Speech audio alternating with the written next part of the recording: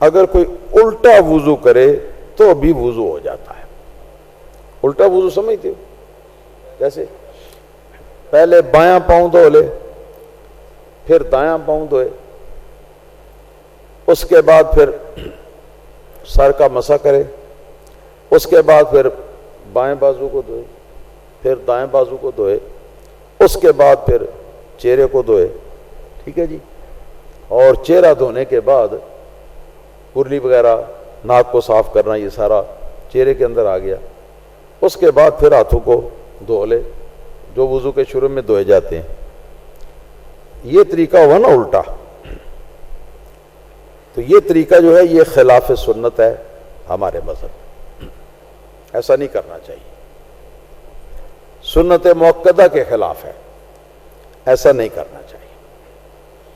لیکن اگر کسی شخص نے بغیر ترتیب کے وہ تمام اعضاء جن کو وضو میں دھویا جاتا ہے ترتیب ملحوظ رکھے بغیر ان کو دھو لیا ہے، تو ان کو دھو لینے کے بعد اس کے لیے ضروری نہیں کہ اب ترتیب کے ساتھ دوبارہ وضو کرے۔ بات کو سمجھ گئے نا؟ اب جو اعضاء وضو میں دھونے تھے وہ تو دھل گئے، مقصد پورا ہو گیا، اب اس وضو سے وہ نماز پڑھ سکتے جی۔ اگر کوئی مثلا گرمی کے موسم میں بارش ہے، بارش کے اندر کوئی شخص نہایا ہے، بارش کے اندر نہایا ہے اور صاف ستھری جگہ پہ، ہاں جی، جگہ نیچے گندی نہیں، تو نہا لینے سے سر پر بھی پانی جو ہے وہ پڑ گیا، دھل گیا سر، جہاں مسح کرنا تھا۔ مسح کرنا جو ہے یہ چھوٹا عمل ہے، دھونا اس سے بڑا عمل ہے، اور دھونے کے اندر مسح جو ہے اس کا مقصد بھی پورا ہو جاتا ہے۔ اسی طرح جن اعضاء وضو کو دھونا تھا وہ سارے بھی دھل گئے، اب بس کرلی کر لے، ہاں جی، 3 بار، اور 3 بار ناک میں پانی ڈالے اور ناک کو جھاڑے، ناک کو صاف کر لے، بس اتنا کر لیا اس نے تو اب ٹھیک ہے، اب کپڑے صاف سوکھے ہوئے پہن لے، پہن کے تو ان کے ساتھ نماز پڑھ سکتا ہے۔ یہ ہے ترتیب کے بغیر وضو۔ تو اس طرح اتفاقاً اگر ایسا ہو گیا ہے تو اس سے اب نیا وضو کرنا جو ہے وہ ضروری نہیں۔ بات آپ سمجھ گئے؟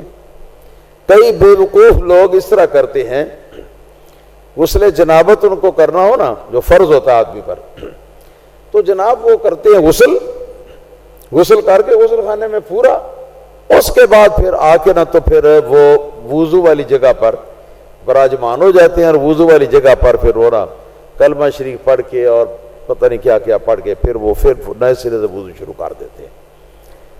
ایسا وضو کرنا شرعاً گناہ ہے، کیونکہ اس میں اسراف ہے، پانی کو ضائع کرنا ہے۔ جب غسل کر لیا تو غسل جو ہے یہ تو وضو سے بھی بڑا ہے، مطلب یہ ہے کہ وضو کے اندر جن اعضاء کو دھونا وغیرہ ہے تو وہ سارے اعضاء غسل کے اندر تو وہ تو دھل گئے، اب دوبارہ اس کے بعد کس لیے وہ دھوتا ہے؟ تو اس لیے غسل کرنے کے بعد وضو کرنا گناہ اور پانی کی اضاعت نہیں کرنا چاہیے۔ ہاں غسل کے اندر ہی وضو آ جاتا ہے۔ غسل کا مسنون طریقہ بھی یہ ہے کہ پہلے آدمی استنجا کر لے، جسم پر کہیں ناپاک چیز کوئی لگی ہوئی ہو تو اس کو دھو لے، ٹھیک ہے جی، اس کے بعد پھر وہ ہاتھ دھوئے، یعنی پورا مکمل وضو کر لے، مکمل وضو کر لے۔ وضو کرنے کے بعد پھر غسل کا سلسلہ جو ہے اس کو شروع کرے، یہ اس طرح۔ اور اگر وضو کسی نے باقاعدہ طور سے نہیں کیا، جیسے شاور کا زمانہ آج کل، شاور کے نیچے وہ بیٹھ گیا یا کھڑا ہو گیا اور سارا جسم دھل گیا، صابن لگا کے دھو لیا یا بغیر صابن لگائے سارا جسم دھو لیا، کلی کر لی، ناک میں پانی چڑھا لیا، تو اب اس کے بعد بھی دوبارہ وضو کرنے کی ضرورت نہیں، یہ سوچ کر کہ پہلے میں نے وضو کرنا تھا تو وہ میرا رہ گیا، پہلے میں وضو تو کر نہیں سکا تو میں چلو اب کر لوں۔ ارے اب کس لیے کرنا ہے؟ بات آپ سمجھیں کہ نہیں سمجھیں؟ یہ بات ہے، کیونکہ غسل جو ہے نا یہ وضو سے بڑا جسم کو پاک کرنے کا ذریعہ، تو غسل کے بعد وضو جو ہے وہ کوئی شے نہیں۔ تو یہ ہے الٹے وضو کی بھی حیثیت،